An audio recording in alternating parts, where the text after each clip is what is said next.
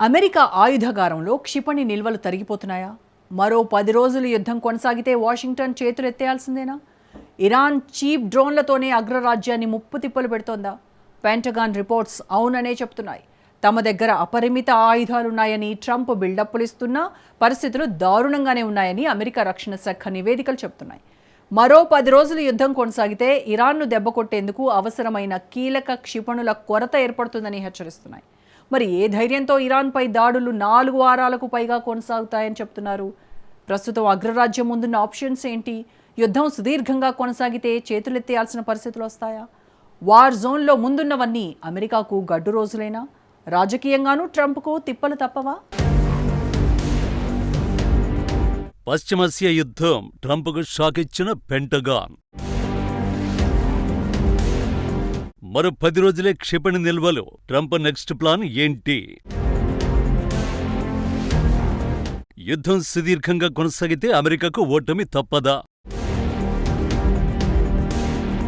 Virtually unlimited ఇరాన్తో యుద్ధం మొదలైన 4 రోజుల తర్వాత ట్రంప్ చేసిన ప్రకటనలోని పదాలు ఇవి. తమ దగ్గర అపరిమితమైన ఆయుధ సంపత్తి ఉందని చెప్పారు. కానీ ఇప్పుడే ఈ ప్రకటన ఎందుకు చేశారన్న ప్రశ్న తెరపైకొచ్చింది.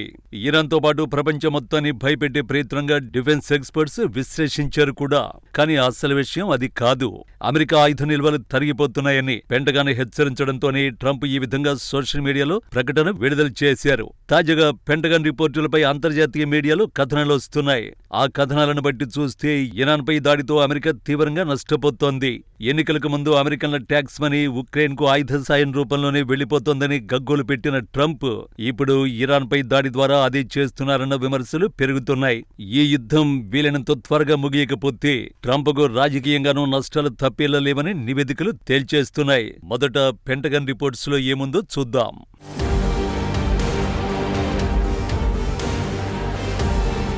ఇరాన్పై తమ దాడుల లక్ష్యం నెరవేరడానికి మరో 4 నుంచి 5 వారాల సమయం పడుతుందని ట్రంప్ చెబుతున్నాడు.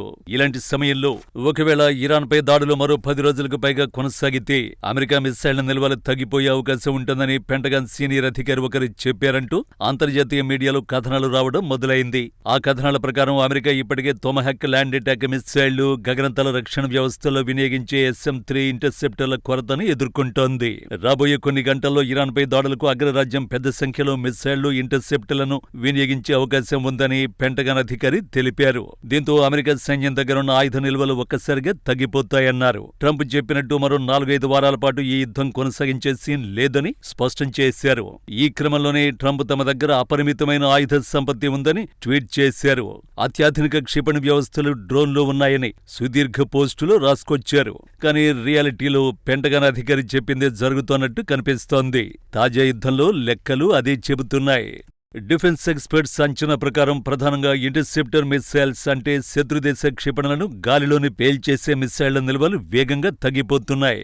గత ఏడాది ఇరాన్తో జరిగిన ఘర్షణల్లోనే అమెరికా తన వద్ద ఉన్న థాడ్ ఇంటర్సెప్టర్లలో 25% అంటే సుమారు 150 క్షిపణులు వాడేసింది. ప్రస్తుతం ఉపయోగించిన వాటి సంఖ్య ఊహకందరి రీతిలో ఉండొచ్చని చెబుతున్నారు. ఇక నౌకల నుండి ప్రయోగించే అడ్వాన్స్డ్ క్షిపణులు SM-3 మిస్సైల్స్ తయారీ నెమ్మదిగా ఉండడం, యెమెన్లోని హౌతీలపై దాడులకు వీటిని ఎక్కువగా వాడడంతో వీటి నిల్వలు ఇప్పటికే తక్కువగా ఉన్నాయి.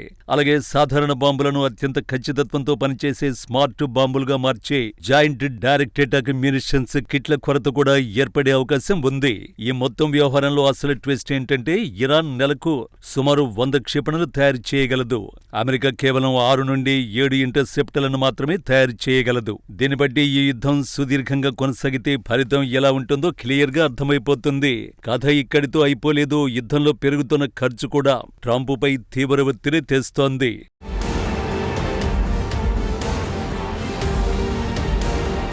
ఇరాన్పై మొదటి 24 గంటల దాడుల ఖర్చు అక్షరాల $779 మిలియన్. మన కరెన్సీలో 6,900 కోట్లు.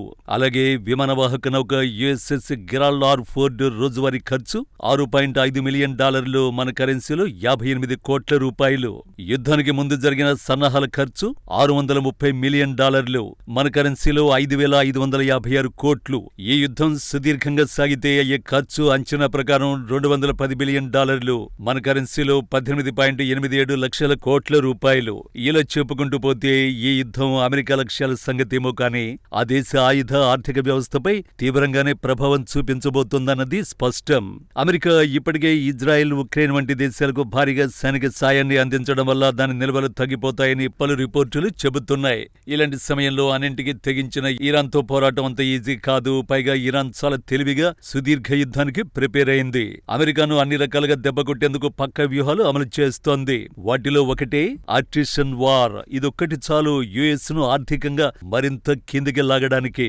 పవర్ఫుల్ ఆయుధాలున్న అమెరికా ఇజ్రాయెల్ ను ఇరాన్ చీప్ డ్రోన్లతో ఎదుర్కొంటోంది. అవే షాహిద్ 136 వన్ వే సూసైడ్ డ్రోన్లు. ఈ డ్రోన్లు చిన్న క్రూయిజ్ మిస్సైళ్లలో పనిచేస్తాయి. లక్ష్యాన్ని చేరుకున్న వెంటనే పేలిపోతాయి. కాబట్టి వీటిని సూసైడ్ డ్రోన్లుగా పిలుస్తారు. ఒక్కో డ్రోన్ తయారు చేయడానికి అయ్యే ఖర్చు సుమారు $20,000. మన కరెన్సీలో 16 లక్షలు. కానీ ఈ డ్రోన్లు అడ్డుకునేందుకు గల్ఫ్ దేశాలు అమెరికా వినియోగిస్తున్న రక్షణ క్షిపణుల ఖర్చు మాత్రం కోట్లు దాటుతోంది. ఉదాహరణకు ఇజ్రాయెల్ ఉపయోగిస్తున్న ఐరన్ డోమ్ వ్యవస్థలో ఒక క్షిపణి ధర 35 నుంచి 45 లక్షలు. విమానాల నుంచి ప్రయోగించే సైడ్ వైండర్ క్షిపణుల ధర మరింత ఎక్కువ. ఇక అమెరికా ఉపయోగిస్తున్న పేట్రియాట్ మిస్సైల్ వ్యవస్థలో ఒక ఇంటర్సెప్టర్ క్షిపణి ధర 30 కోట్లకు పైనే. అంటే 16 లక్షల డ్రోన్ను కూల్చేందుకు 30 కోట్ల క్షిపణి వినియోగించాల్సిన పరిస్థితి.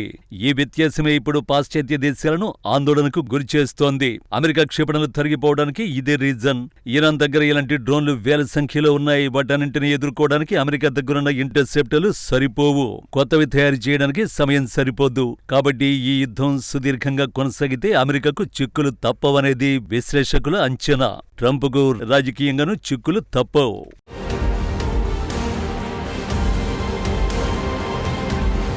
నవంబర్లో మిడ్ టర్మ్ ఎన్నికలు జరగబోతున్నాయి. వాటిలో విజయం సాధించకపోతే ట్రంప్ అధికారాలకు కత్తెర పడుతుంది. ఆ ఎన్నికల్లో గెలవాలంటే ఇప్పుడు ఇరాన్పై దాడిని సక్సెస్ చేయాలి. వెడిసి కొడితే మాత్రం రాజకీయంగా ట్రంప్కు చిక్కులు తప్పవు. ఇప్పటికే ఇరాన్పై దాడి విషయంలో మెజారిటీ అమెరికన్లు ట్రంప్ను విమర్శిస్తున్నారు.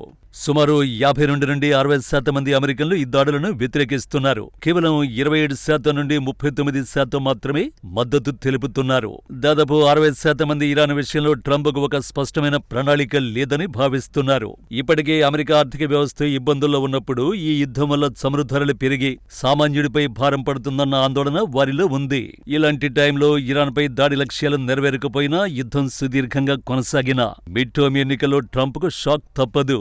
ఇలా చూసుకున్న ఈ యుద్ధం ట్రంప్కు అగ్ని పరీక్ష వంటిదే. ఇది ట్రంప్కు కూడా తెలుసు.